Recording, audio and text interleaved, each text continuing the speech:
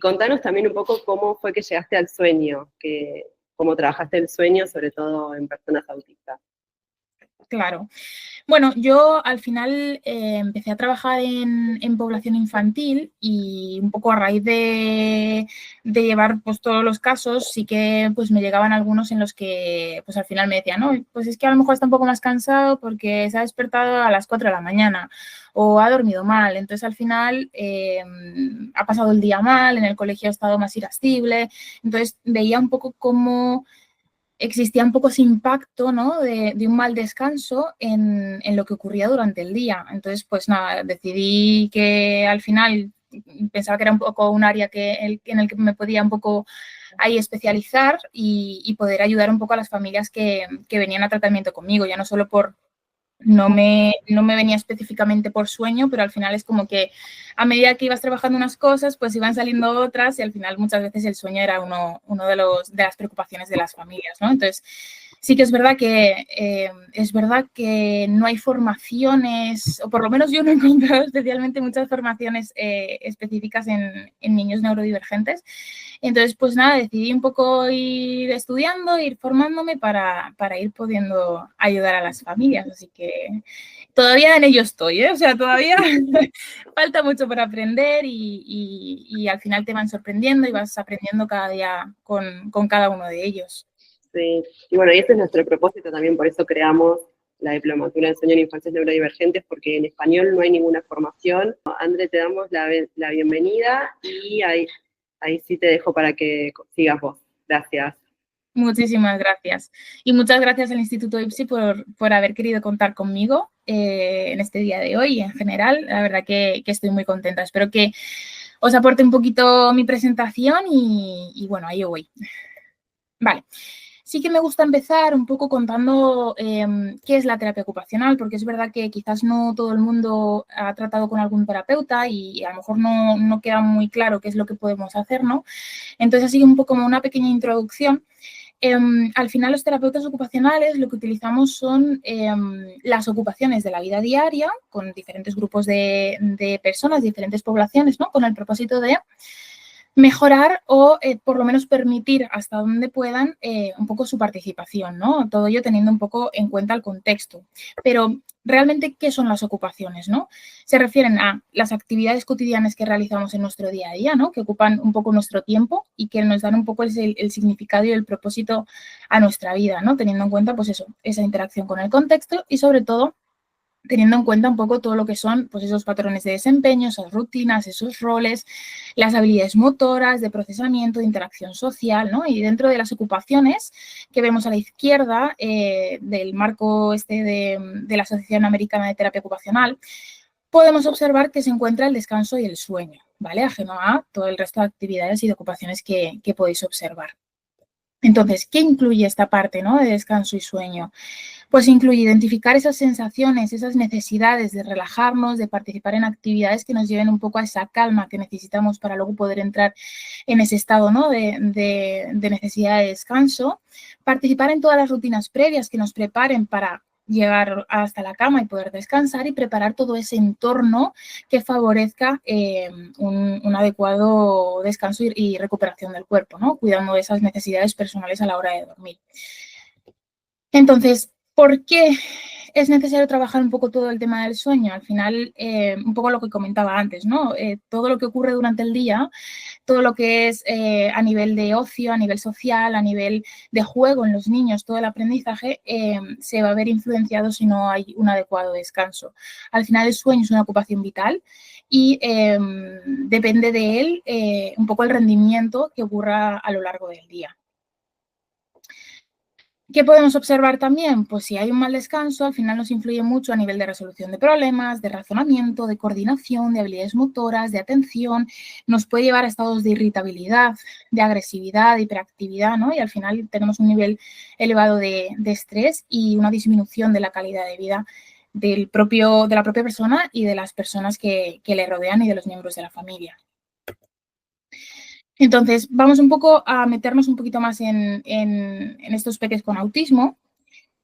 ¿Cuáles son un poco los principales problemas que las familias quizás demandan en este tipo de peques? Sobre todo son dificultad a la hora de conciliar el sueño, de irse a la cama, despertares tempranos o excesivamente tempranos, por ejemplo, despertarnos a las 4 o 5 de la mañana y no volver a dormirnos, una reducción general del sueño, despertares nocturnos o con excesiva duración, sí que nos podemos volver a dormir, pero a lo mejor ese despertar nocturno ha sido de 2-3 horas.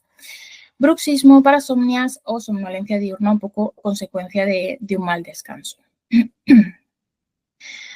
Consecuencias de un sueño insuficiente, un poco ligado a lo que estaba comentando anteriormente a nivel general. Al final, ¿qué observamos en estos peques con este diagnóstico? Al final vemos pues que obviamente están más malhumorados, esas conductas desadaptativas que pueden implicar dificultades a la hora del aprendizaje y en el momento del desarrollo. A nivel de cognición, en comportamientos estereotipados pueden aumentar y pueden ser momentos más desafiantes para ellos y obviamente pues ese aumento de estrés en las familias y de disminución del bienestar. Les influye también toda la parte a nivel de aprendizaje, todo esto que comentaba a nivel atencional, de memoria, regulación del estado de ánimo, a nivel de comportamiento y eso todo ello influye en la parte social, ¿no? Y a nivel socioemocional, disminuyendo obviamente esa calidad de vida. Pues abro un poco un tema muy interesante. Yo, aparte de trabajar toda la parte de sueño, también estoy especializada en selectividad alimentaria y un poco estudiando todo lo que es el sueño infantil. Llegué un poco a este tema, que al final la alimentación también tiene que ver mucho con el sueño y con el descanso, ¿no? Las investigaciones respaldan de que una dieta saludable ayuda a esa capacidad de conciliar el sueño de forma más rápida, de permanecer dormidos durante más tiempo y, por lo tanto, mejorar la calidad general del sueño, ¿no? Y dentro un poco de todas esas dietas que conocemos, la que ha sido quizás más investigada y la que se han visto resultados es la dieta mediterránea, que al final es un poco de todo, ¿no? Un poco de verdura, de fruta, de fibra, eliminación de bebidas azucaradas, de mucho consumo de agua, consumo de fibra, disminución del consumo de cafeína. Entonces, ¿qué dice la evidencia? Pues sobre todo que comidas ricas en carbohidratos procesados y azúcares pueden disminuir la duración y la calidad de sueño y, por lo tanto, aumentar la somnolencia diurna. Por lo tanto, nos descuadra un poco ese ciclo de sueño-vigilia. Relacionado con esto, también un consumo de cafeína, que al final es una sustancia que cuesta mucho que se elimine del propio organismo, influye también en esa capacidad de conciliar el sueño, de permanecer dormido y de dormir de forma más reparadora. Centrarse un poco en aumentar la ingesta de fibra también nos ayuda a tener un mayor tiempo de sueño profundo. El aumento de grasas saturadas se asocia con una menor duración de sueño. Por el contrario, las poliinsaturadas aumenta la calidad y la cantidad de sueño. Y una disminución de la ingesta y el estado general de las proteínas se ha asociado con un sueño más corto. Dentro de la alimentación hay un aminoácido que es el triptófano, que es un aminoácido esencial, es necesario para diferentes síntesis de proteínas, pero lo que pasa aquí es que el 5-HTP es un metabolito que es como una sustancia que pues, produce el cuerpo, ¿no? Y es como un agente intermediario, ¿no? Entre la conversión entre el triptófano y la serotonina, ¿vale? Y entonces, al final lo que hace es que estas sustancias pues ayudan a un mejor descanso y a un mejor sueño, ¿vale? Ahí tenéis diferentes alimentos en los que se puede encontrar el triptófano que quizás pueden ayudar un poquito también en un poco en ese abordaje de los peques con autismo, ¿vale? Investigaciones en general, ¿qué observan? Pues que el triptófano en general puede ser bajo en niños que tienen autismo. Y en general hay bastante porcentaje de niños selectivos alimentarios y por lo tanto el consumo general de los alimentos que tienen suelen ser más procesados y esto también puede influir en el momento del sueño. Vale, la investigación indica que se sabe que los individuos con autismo tienen una producción anormal de melatonina y la melatonina al final se forma en esa vía un poco de la serotonina a partir del triptófano y influye en toda la parte de los ritmos circadianos. La melatonina al final puede ser, o sea, un déficit a nivel de esa producción de melatonina puede influir en ese momento de retraso de sueño, de despertares y de algunas quejas que hablábamos al principio de las familias con peques con autismo. Otro aspecto importante es el momento de los tentempiés, de estar picando entre horas, de que al final no tenemos como una rutina o algo establecido, ¿no? Y se ha observado que también este consumo descontrolado de comida, ¿no? De tentempiés, puede influir en la duración y en la calidad del sueño. Vale, dentro de un poco del análisis que podemos hacer de los casos de los peques con autismo, con dificultades en el sueño, podemos analizar un poco y tener en cuenta los factores predisponentes, un poco esos factores que ya como que vienen instaurados, ¿no? En nuestro código, ¿no? A nivel genético, a nivel fisiológico, y que pues que confieren susceptibilidad. Factores un poco más precipitantes, que un poco como que nos empujan a, pues si pasa esto, posiblemente descansemos peor. Tenemos una parte de factores más fisiológicos, pues si a lo mejor el peque está malito, pues normalmente pues van a descansar peor. Si, por ejemplo, ha habido cambios en el ambiente, pues también quizás les descuadren y también puede precipitar a que descansen peor. O a nivel psicológico o emocional también pueden ocurrir cositas que nos empujen un poco a ese peor descanso. Y luego tenemos factores que perpetúan, que lo que pasa es que al final estamos ahí manteniendo esas dificultades a nivel de sueño, como por ejemplo, pues echarnos siestas más tarde o en el momento en el que el peque se despierta, meterlo en la cama, un día hacemos una cosa, otro día hacemos otra y al final no hay coherencia un poco en todo ello, ¿no? Entonces, dentro de un poco de ese análisis tenemos que tener en cuenta que los casos de sueño en peques con autismo son multifactoriales y tenemos que saber que hay cositas a nivel intrínsecas, ¿no? Esa parte más genética, que hay algunos genes que se están estudiando, a nivel de ondas cerebrales, a nivel de esa producción anormal de melatonina, incluso de esa desregulación a nivel y procesamiento sensorial. Y luego factores externos que tienen que ver más quizás un poco con esa parte más de límites de enseñanza, ¿no? De esa parte de educación familiar, las asociaciones que hacemos con el sueño. Si, por ejemplo, estamos metidos en la cama durante mucho tiempo despiertos, podemos llegar a asociar quizás esa cama con estar despiertos en vez de lo contrario. Ansiedad, miedos, preocupaciones o esas sensibilidades que podemos tener a estímulos ambientales. Entonces, bueno, he dejado aquí un poco y retomo un poco lo que es el diagnóstico del autismo, porque sí que es verdad que me da un poco a pie a comentaros ahora lo siguiente, en el que ya incluyeron el criterio B esa parte de hiper o hiporreactividad a los estímulos sensoriales o intereses inhabituales a aspectos sensoriales en general del entorno. Entonces, bueno, podéis consultar obviamente el diagnóstico en el DSM-5, pero os quería destacar este punto 4, ¿no? que os he puesto ahí en la diapositiva para comentaros toda la parte de procesamiento sensorial. En el modelo de procesamiento de Winnie-Dunn se plantea la hipótesis de que la habitación sensorial está relacionado con umbrales sensoriales bajos, es decir, en el momento en el que el estímulo llega un poco al cuerpo del niño, él enseguida lo nota, ¿vale? Necesita como muy poca cantidad del estímulo para ser consciente de él.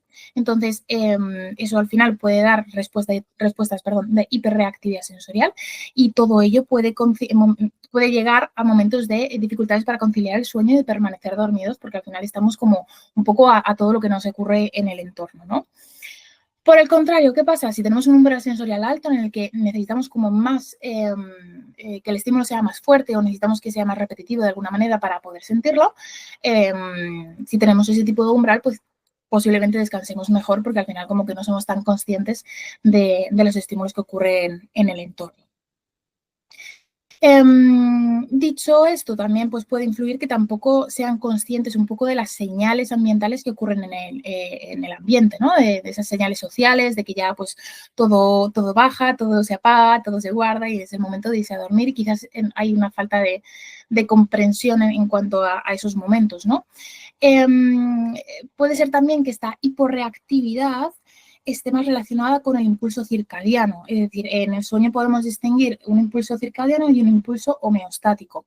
El impulso circadiano es un poco más ese reloj interno del cuerpo que tiene que ver más con los ciclos de luz y oscuridad, dura 24 horas, ¿vale? Entonces, si al final no somos muy conscientes de lo que ocurre en el entorno, pues nos puede influir en esos momentos de pasar por alto esas señales ambientales y que sea hora de dormir, ¿no? Por el contrario, cuando hay una hiperreactividad, que normalmente se suele asociar más con una parte más táctil, está más relacionada con esa parte del impulso homeostático, es decir, es un impulso que funciona más como acumulación del sueño, en el sentido que hay una presión de sueño que a lo largo del día pues, se va acumulando hasta llegar hasta la noche, ¿no?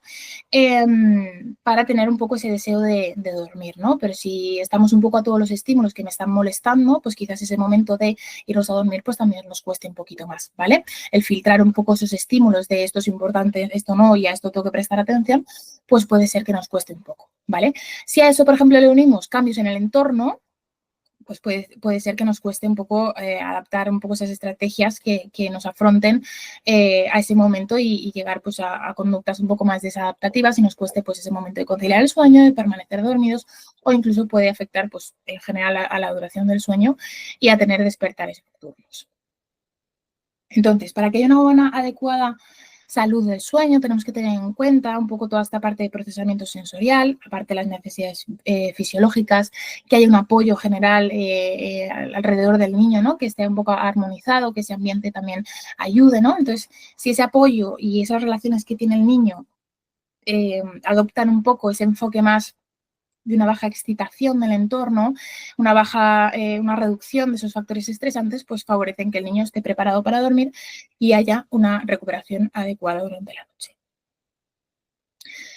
Un aspecto muy importante que tenemos que tener en cuenta en las familias con peques con autismo es que al final ya no solo es el impacto que tenga el sueño en el niño, sino en toda la familia. Reduce muchísimo la calidad de vida, hay muchísima fatiga, incluso casos de depresión, ansiedad, estrés, muchos despertares frecuentes y al final son muchas noches en las que no hay un adecuado descanso, por lo tanto se va acumulando un poco esa irritabilidad, por decirlo de alguna manera.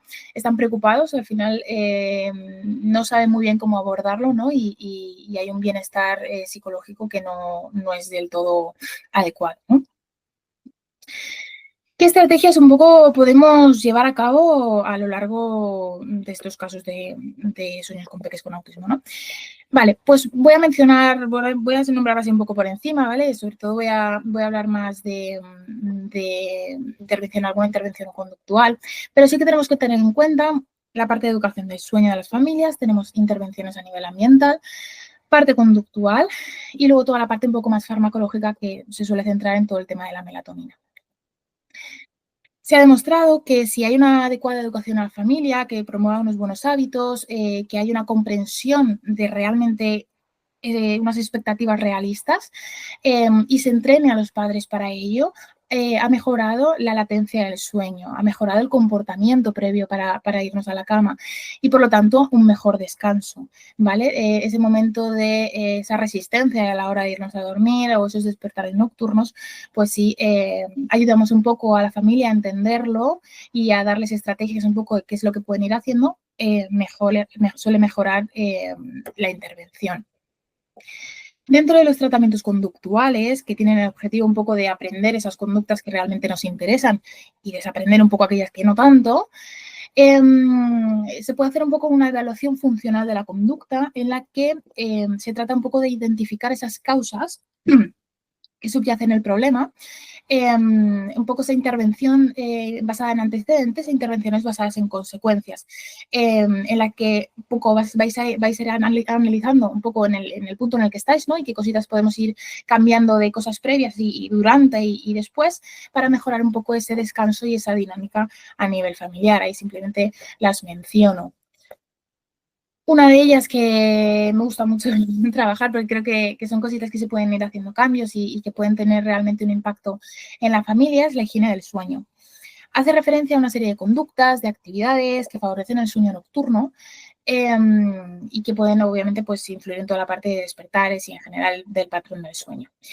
Primero podemos analizar un poco todo lo que es el entorno, esa parte de procesamiento sensorial aquí es muy importante porque al final si hay cierta sensibilidad a nivel visual, a nivel auditivo, toda la parte de ruido, de luces que puedan llegar a molestar, incluso toda la parte táctil, es decir, nos puede llegar a molestar el pijama, nos puede llegar a molestar lo que es la propia manta de la cama y en muchos casos yo a veces que pregunto, ¿se suele tapar o tal? Y muchas veces incluso duermen destapados porque al final ese contacto con lo que es la sábana, pues les resulta desagradable o que les molesta, entonces incluso puede llegar a producir despertares por el propio hecho de que esa sábana, ese contacto que está teniendo con su cuerpo, le llegue a molestar.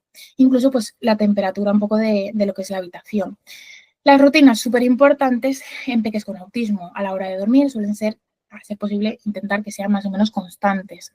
Observar señales de cansancio, acostarnos solo cuando estemos cansados, lo que hablaba un poco antes, esa asociación que hacemos con la cama en el sentido de que si nos acostamos y tardamos 2 horas en quedarnos dormidos, pues a lo mejor estamos asociando la cama con estar despiertos y estar felices ahí, contentos, pero realmente no estamos asociando que la cama es el momento de irnos a dormir, ¿no? El ejercicio físico durante el día es súper importante, pero hay que evitarlo en las horas previas a la tarde-noche, ¿vale? Porque sí que es verdad que tiende un poco a sobreexcitar. Evitar, obviamente, actividades que sobreexciten cerca a la hora de dormir, siestas tardías, intentar propiciar actividades calmantes antes de irnos a dormir. Obviamente, evitar bebidas con cafeína, puede llegar incluso a tardar hasta 6 horas en eliminarse del organismo. Y, por supuesto, las tecnologías, cosa que es un poco complicado en peques con autismo. Sabemos que la luz azul suprime la producción de melatonina y sabemos que los peques con autismo consumen en general un porcentaje mayor de horas de tablets, de móvil, de televisión, ya no solo por momentos de comunicadores y tal, sino pues YouTube o cualquier otra aplicación en general como que les suele gustar, incluso ya no solo consumirlo, sino simplemente darle con el dedo y pasar y tener como muchísimos estímulos a nivel cerebral, y eso pues obviamente también influye en el momento de prepararnos a la hora de dormir, ¿no? Entonces, al final, el aumento de una estructura en el que los padres controlen un poco todos estos estímulos mejora la calidad de vida de sueño y al final ese descanso ya no solo del niño, sino de la familia. Entonces, ¿qué podemos hacer? Obviamente, evitar juegos bruscos, de carreras, saltos, todo eso que puede activar previo a las horas de dormir. Durante el día, pues fenomenal y maravilloso si es algo que al niño le guste. Incluso hay veces que podemos pensar que las cosquillas pueden ser algo que les pueda gustar, pero también puede ser algo que les pueda llegar a activar bastante, porque al final es un estímulo táctil, impredecible y suele llegar a subir bastante la alerta e impedir que tengamos un nivel de alerta óptimo para poder prepararnos para dormir, ¿no? En algunos casos es importante el apoyo visual, que ahora después os comento un poquito más adelante. Incluso pensar si dentro de las actividades que incluye una rutina, hay alguna que quizás le active más o que incluso produzca momentos de conflictos, evitarlas obviamente en esa rutina previa a meternos a la cama, ¿no? Por ejemplo, la ducha puede ser una actividad que quizás, si somos un poco sensibles a nivel táctil, puede todo ese contacto con el jabón o con la esponja, con la toalla, todo ese contacto a nivel corporal puede llegar a subir bastante el nivel de alerta y no estar preparados para poder descansar. Intentar mantener un horario regular los 7 días de la semana, que no sea, por ejemplo, el fin de semana un descontrol de todo y claro, luego llega el lunes y es como imposible volver un poco a la normalidad, ¿no? Siestas, dependiendo de la edad, ¿vale? Intentar respetarlas, obviamente, si es pequeño, pero evitarlas si ya somos más mayores, ¿vale? Porque al final no hay una presión adecuada de sueño que le prepare para ese momento de dormir. Favorecer, obviamente, todos esos ciclos de luz y oscuridad para que le ayude un poco a conservar ese ciclo a nivel de ritmo circadiano y intentar enseñar a que se duerma solo. ¿Por qué? Porque al final, cuando hay despertares, si nos hemos acostumbrado a dormir de una cierta manera, con un cierto contacto o con algo en concreto, en el momento en el que nos despertamos, si no tengo un poco ese estímulo, pues quizás lo necesite para poder volver a dormirme, ¿no? Los despertares son normales, al final todos tenemos un micro despertar en el que normalmente ni siquiera nos acordamos ni nos damos cuenta o nos dormimos enseguida y volvemos a encarrilar un poco ese siguiente ciclo. Pero puede ser que nos despertemos y puede ser que nos cueste despertarnos y necesitemos un poco ese estímulo o esa forma que hemos necesitado para volver a dormirnos, ¿no? Entonces, bueno, ir disminuyendo un poco ese contacto, ir haciendo como que vais a por algo, ir y volver. Y si, por ejemplo, nos hemos acostumbrado a que simplemente con el contacto de la manita sentados en la cama es capaz de dormirse, no tumbarnos en la cama con muchísimo contacto en la siguiente noche, ¿no? Intentar como ir disminuyendo un poco todo ese contacto.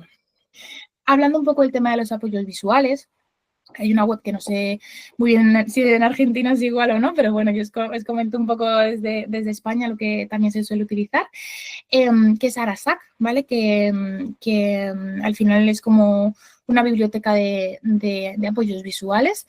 Entonces, en los casos de los peques con autismo, les suele ayudar bastante y les calma el tener un poco una estructura, ¿no? Pero sí que es verdad que si no se realiza, si siempre es igual, se aferran a ella y al final incluso se pueden convertir en rituales en el momento en el que haya un cambio, para ellos puede ser demasiado, ¿no?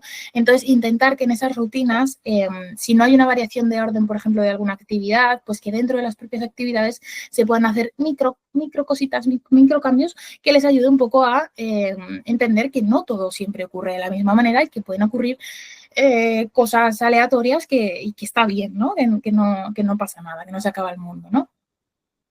Entonces, bueno, dentro de las actividades que se hagan durante el día, sí que es verdad que creo que, sobre todo en peques con autismo, es muy interesante tener en cuenta el procesamiento sensorial, su perfil sensorial, porque en función de ello, si les ofrecemos actividades que les calmen y que les ayuden y que les den mucha más información a nivel corporal, pues les va a preparar muchísimo mejor para luego ese momento de sueño, ¿no? Y ese momento de descanso. Sobre todo, el que suele ser un poco el sistema más por excelencia es el sistema propioceptivo, ¿vale? En el que en general son actividades en las que tienen que hacer algún tipo de esfuerzo. Al final sus receptores están en los músculos y en las articulaciones. Entonces, por ejemplo, juegos de carretilla, con cuerdas en las que tengan que tirar o cargar objetos pesados, apretar objetos, algo que tenga resistencia, trepar, subir por algunas estructuras, todo ello en general, si durante el día se le da un poco esa oportunidad de hacer este tipo de juegos, en general suelen estar un poquito más tranquilos y más calmados, ¿vale? Todo lo que tenga que ver con movimiento, un poco más con el sistema vestibular, depende del movimiento, ¿vale? Pero si es un poco más rotatorio, como más rápido e impredecible, en general le va a subir muchísimo más la alerta y por lo tanto no va a estar tan preparado para ese momento de sueño, ¿vale? Entonces todo lo que sea un poquito más tranquilo, balancearse adelante y atrás despacito y siempre de forma constante, va a calmar más, ¿vale? Antes de acostarnos, pues al final todo tipo de actividades relajantes que le relajen a ese niño en concreto, ¿vale? Porque para un niño le puede relajar una cosa, pero para otro le puede activar, ¿vale? Entonces es importante individualizar lo que es la intervención, ¿no? Pero bueno, en general todo lo que sea, pues eso, cuentos, atenuar la luz del dormitorio, bajar nuestra propia voz, porque muchas veces quizás estamos pensando en todo lo que ocurre a su alrededor, pero no nos damos cuenta de nosotros mismos. Nosotros también somos un estímulo y somos un estímulo que tenemos que tener muy en cuenta. Y luego tenemos algún tipo de actividades que son más de presión profunda, en la que hablaremos un poquito más adelante, como por ejemplo el sándwich y el burrito, que es básicamente como ir poniéndole cosas encima, pues le pones un colchón, una manta, algo y vas ahí como presionando un poquito y dices, venga, ponemos el queso, ponemos el tomate, y entonces vas poniendo pues todo tipo de ingredientes que quieras y el caso al final, el objetivo es como darle un poco esa regulación y esa presión que le ayude un poco a estar más tranquilo y en calma para prepararle para ese momento de sueño. Otras estrategias así que se pueden utilizar en peques con autismo son las de automodelado y las historias sociales. Al final están muy basadas en toda la parte visual. Observar a otro peque, por ejemplo, que practique una conducta, que imite algo para luego él como aprendérselo y de alguna manera analizarlo para que le sea más sencillo poder ejecutarlo o incluso de alguna manera grabarle él en algunos momentos en los que consiga hacer quizás lo que queremos y que poco a poco él lo vaya interiorizando también viéndose a él mismo, ¿no? A nivel de historias sociales, pues también influye esa parte más visual, ¿no? Que le va un poco guiando el qué es lo que tiene que hacer, un poco a nivel de cuento, ¿no? A nivel de historia, pero sí que es verdad que al final la evidencia que hay con estas técnicas pues quizás es más subjetiva y hay diferentes límites un poco a nivel metodológico, ¿no? Pero bueno, que creo que también es importante que los conozcáis para pues que hay algunos casos que quizás también funcionen. Volviendo un poco a la parte de presión profunda que os comentaba, es un poco... es una forma de presión táctil, ¿vale? En la que nosotros ejercemos pues esa presión hacia abajo, ya sea bueno, hacia abajo, o realmente cuando, por ejemplo, comprimimos nuestro cuerpo en el sentido de que vamos apretando poco a poco lo que es diferentes articulaciones y diferentes partes del cuerpo. Y en general es como una sensación ahí de un abrazo firme y tranquilo, ¿no? Y en general, pues lo que hace es que al final nos activa nuestra parte más parasimpática, más de relajarnos, ¿vale? Y reduce toda la parte simpática que suele ser más la de correr, salir corriendo, ¿no? Entonces, ¿qué es importante? Por ejemplo, esta estrategia, perdón, que veis ahí, que son las mantas de peso, en la que al final es una herramienta que en algunos casos puede llegar a ayudar, pero tenemos que tener en cuenta que no puede superar más del 10% del peso corporal del niño. Tenemos que tener en cuenta también dificultades a nivel médicas, circulatorias, que también pueda influir en ese peso sobre el peque. Que sea capaz, por ejemplo, de quitarse la manta en el momento en el que a lo mejor él se la quiera quitar, ya sea por calor, por molestias o lo que sea, que él mismo sea capaz de quitársela, porque al final la noche es muy larga y no podemos estar observándole toda la noche, y es importante que él tenga como esa capacidad para evitarnos un poco que se pueda llegar a hacer daño, ¿no? Provee un poco esa parte de regulación emocional y física, ¿vale? Pero sí que es verdad que a nivel de evidencia como tal, pues volvemos un poco a lo mismo. Hay limitaciones metodológicas en los estudios. Sí que es verdad que los resultados suelen ser más a nivel subjetivo que objetivo, pero en general, pues, ¿qué recogen un poco los estudios? Pues sobre todo, pues calma, relajación física y mental, disminución de esos despertares y por lo tanto mejora del tiempo total del sueño, regula un poco esas emociones, a nivel de calidad de sueño también nos influye.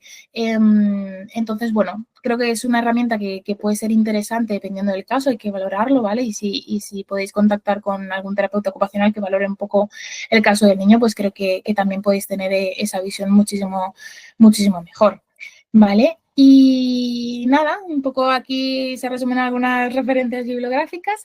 En general sí que es verdad que os quiero comentar que cuesta encontrar artículos realmente que no tengan algún pero, ¿vale? Que es verdad que al final pues hay mucho todavía por estudiar, pero sí que ya se saben cositas que pueden ir guiando un poco todo este enfoque para la práctica clínica, y que nada, que muchísimas gracias por vuestra atención. Espero que os haya podido aportar un poquito mi conocimiento, y muchas gracias de nuevo a IPSI por haber querido contar conmigo.